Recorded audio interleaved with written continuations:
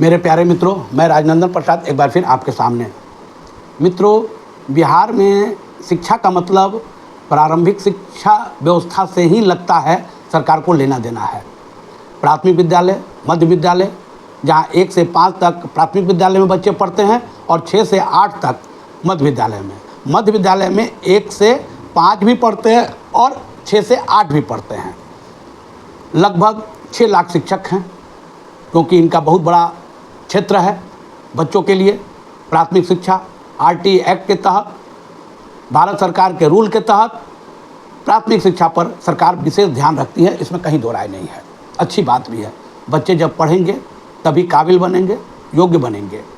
मित्रों, आजकल इन विद्यालयों के शिक्षकों पर शिकंजा कसा जा रहा है।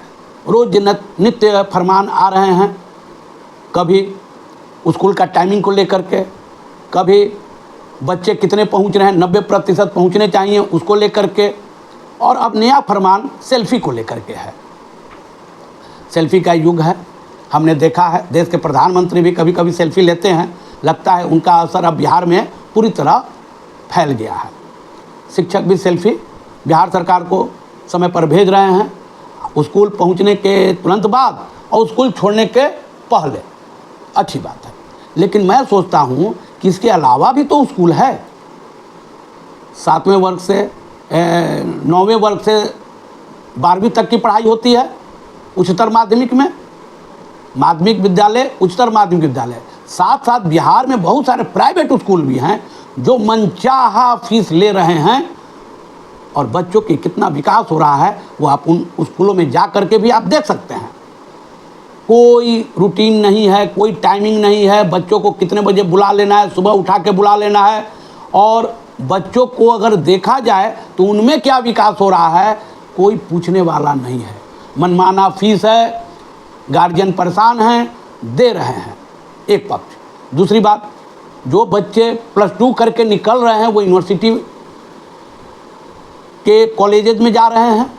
पटना विश्वविद्यालय है पटना में, और कई सारे विश्वविद्यालय बिहार के कोने कोने में हैं, उनके कॉलेजेस हैं। वहाँ क्या हो रही है? मैं जिस वर्ग से आता हूँ मैं देख रहा हूँ कि बच्चे जब कॉलेज जाते हैं 1 भी घंटी कॉलेजों में पढ़ाई नहीं हो रही है। न शिक्षक पढ़ाने आते हैं, क्योंकि बच्चों को आगे बढ़ना है तो ये कॉलेज जाते हैं, मित्रों के साथ बैठ करके आगे की रणनीति बनाते हैं, आपस में मिल करके पढ़ते हैं और वे बच्चे आगे बढ़ रहे हैं। कॉलेज भी तो शिक्षा का ही क्षेत्र है, जगह है, वहाँ भी सरकार का ध्यान होना चाहिए। क्या हिम्मत नहीं हो रही है सरकार को कि कॉलेजों में जाएं, वहाँ के बच्चे पढ़ रहे हैं नहीं पढ़ रहे हैं उसको भी देखें? लेकिन कोई देखने वाला नहीं है। मैं समझ सकता हूँ कि आप क्यों नहीं जा पा रहे हैं।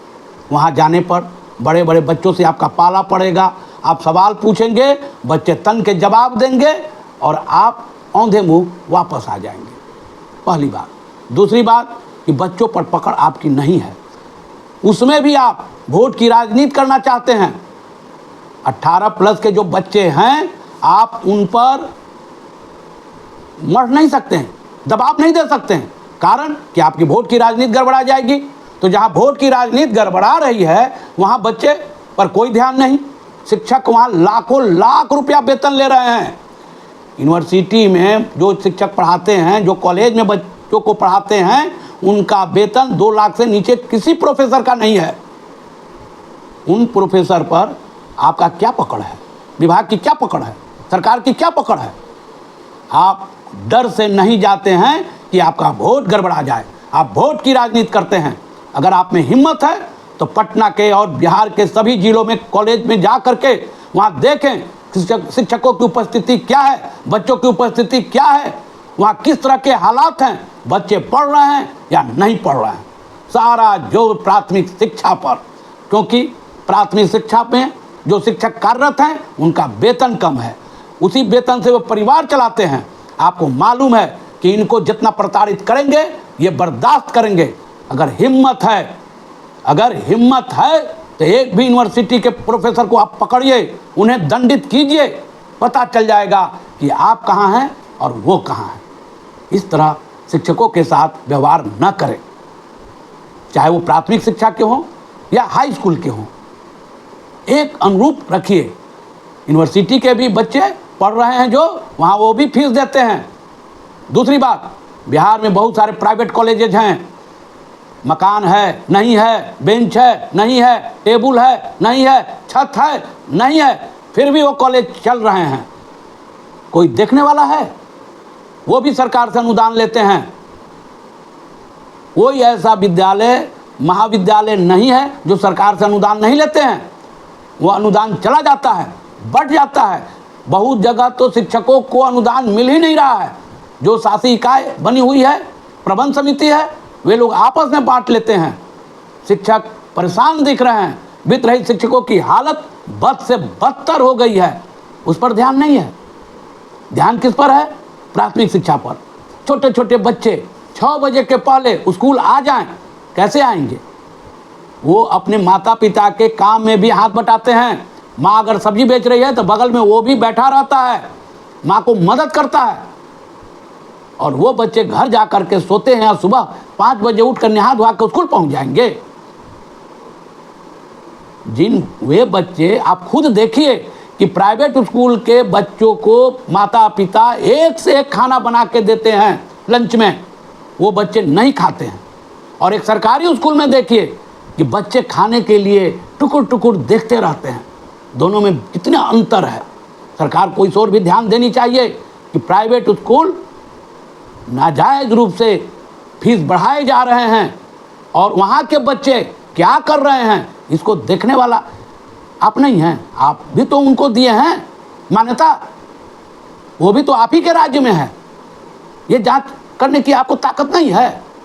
केवल और केवल प्राथमिक विद्यालय, सर ये सब सरकारी कॉलेजेज हैं, पटना यूनिवर्सिटी, मगध यूनिवर्सिटी या बाकी जितने यूनिवर्सिटी हैं वो सब सरकार के अधीन हैं। सरकार वहाँ पैसा देती है, तभी उनको वेतन मिलता है, उनको पेंशन मिलता है।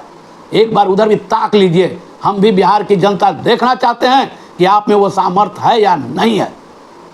अगर वास्तव में सामर्थ्य है और शिक्षा को आप बदलने चले हैं तो वहाँ भी देखिए। मैं राजनंदन प्रसाद, मैं तमाम लोगों से कहूँगा, मेरा कोई किसी पार्टी से कोई लेना देना नहीं। मैं जो व्यवस्था देख रहा हूँ उस संदर्भ में बोल रहा हूँ। मित्रों, आप मेरी बातों से सहमत या असहमत हो सकते हैं। आप कमेंट्स बॉक्स में ज़रूर लिखें। मेरा चैनल राजनंदन प्रसाद के नाम से है, उसे शेयर करें, सब्सक्राइब करें, लाइक करें, बेल आइकन दबाएं। मित्रों, बहुत बहुत धन्यवाद। जय हिंद,